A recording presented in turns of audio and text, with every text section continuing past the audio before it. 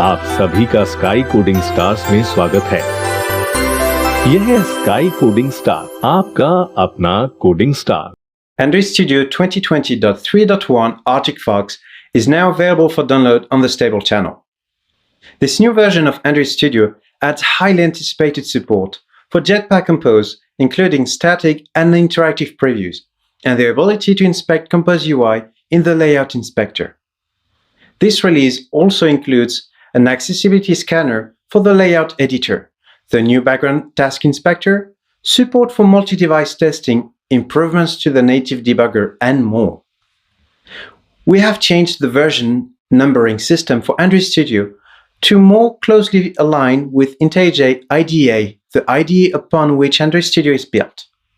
For example, this version of Android Studio is based on IntelliJ IDEA 2020.3.1, which brings many user experience improvements such as better tabs handling and new features like Git staging and the support for structural search and replace actions in Kotlin. We are also introducing semantic versioning for the Android Gradle plugin and jumping straight to 7.0 to follow major versions of the Gradle build system. With Android Studio Arctic Fox, you can now build apps using Jetpack Compose, which is Android's modern toolkit for building native UI. It simplifies and accelerates UI development by bringing your app's UI to life with less code, powerful tools, and intuitive Kotlin APIs. Jetpack Compose is built around composable functions. Rather than relying on layout XML, you can now build your app UI and provide data dependencies directly within these functions. You can preview with composable functions directly inside Android Studio without having to run your app on a device or emulator. To do so, simply add the Add Preview annotation to your composable function. You can also pass parameters to customize the way Android Studio renders the composable function, such as the preview dimensions, the locale, and the preview background color. You can also add the system UI to a preview and even enable dark mode.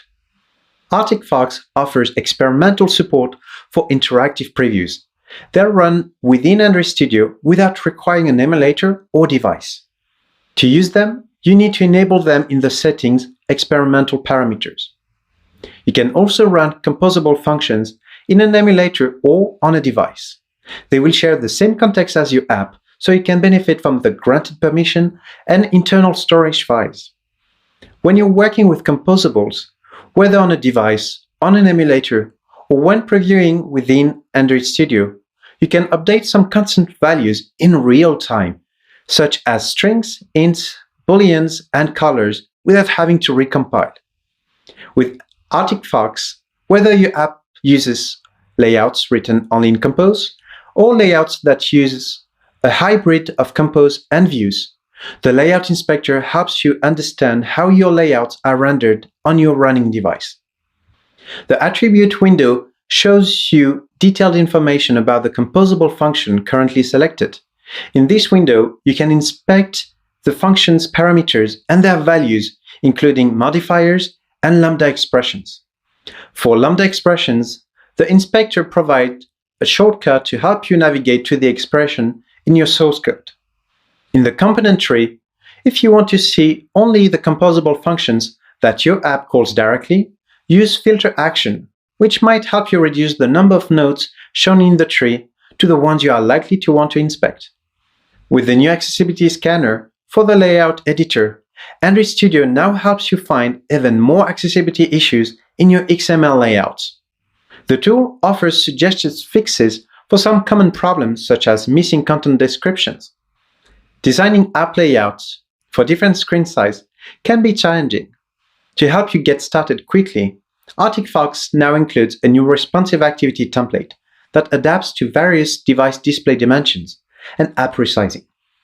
This enables better support for multiple device types, including phones, foldables, tablets, and devices with split screen modes. The responsive activity template is available when creating a new project or module. For data binding users in Kotlin apps, you can now set Stateflow objects as a data binding source to automatically notify the UI about changes in the data. Your data bindings will be lifecycle aware and will only be triggered when the UI is visible on the screen. The Database Inspector helps developers preview and debug their app's SQLite databases. With this release, you can now use the Database Inspector to easily export databases, tables, and query results from your running app to save or share data with others. Arctic-Fox contains a new background task inspector, which helps you visualize, monitor, and debug your app's background workers when using the Jetpack Work Manager library version 2.5.0 or higher. You can select either completed or active workers to see more detailed information such as description of the worker, how it was executed, details of its worker chain, and the result of its execution. To help you test issues resulting from workers that fail execution, you can stop a currently running or unqueued worker by selecting it from the table and clicking Cancel Selected Worker from the toolbar. Additionally, to help understand dependencies of more complex worker chains, you can visualize workers as a graph and select nodes to see worker details. Android Gradle plugin 7.0 now requires at least Gradle 7.0 and JDK 11 to run. Within your app's project, you can now compile newer versions of Java source code up to Java 11. This enables you to use newer language features like private interface methods, the diamond operator for anonymous classes, and local variable syntax for lambda parameters. To enable this feature, set compile options to the desired Java language version and set compile SDK version to 30 or higher. AGP 7.0 continues to bring multiple changes and improvement to the Android Gradle DSL and the Varied API. Check out the documentation and build recipes in the description below for more details. With this new AGP release, the AGP build cache and its respective configuration properties have been removed in favor of the Gradle build cache. This change does not impact build time. We've also removed the compiled, provided, APK, and published dependency configurations. These configurations were deprecated with Android Gradle plugin 3.0. If you haven't yet migrated, the AGP Upgrade Assistant will automatically migrate your project to the new configurations for you when you upgrade your project to the latest version of the plugin. Check out the link below to see more details about the new dependency configurations. To improve overall consistency of unit test executions, Android Studio now uses Gradle to run all unit tests by default. In many cases, this change will not affect your testing workflow in the IDE. However, Android Studio no longer recognizes existing Android GUnit run configurations, so you should migrate them to Gradle run configurations instead. Alternatively, you can open a test class and use the Gutter action to automatically create a Gradle run configuration for that test. Starting in Arctic-Fox, instrumentation tests can now be run across multiple devices in parallel. You can investigate the results using the brand new Test Matrix results panel, which has been optimized for both single and multi-device tests. To get started, select the test configuration you want to use, and select multiple devices in the device drop-down menu. After selecting and confirming the devices you want to run your tests on, click Run and start your test. In this release, we've consolidated the Memory Profiler UI for different recording activities such as capturing a heap dump and recording Java, Kotlin, and native memory allocations.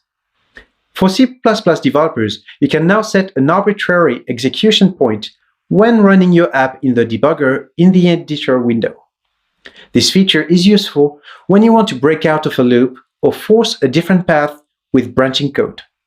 You can also use NatVis files to customize the way C++ objects are displayed in the native debugger.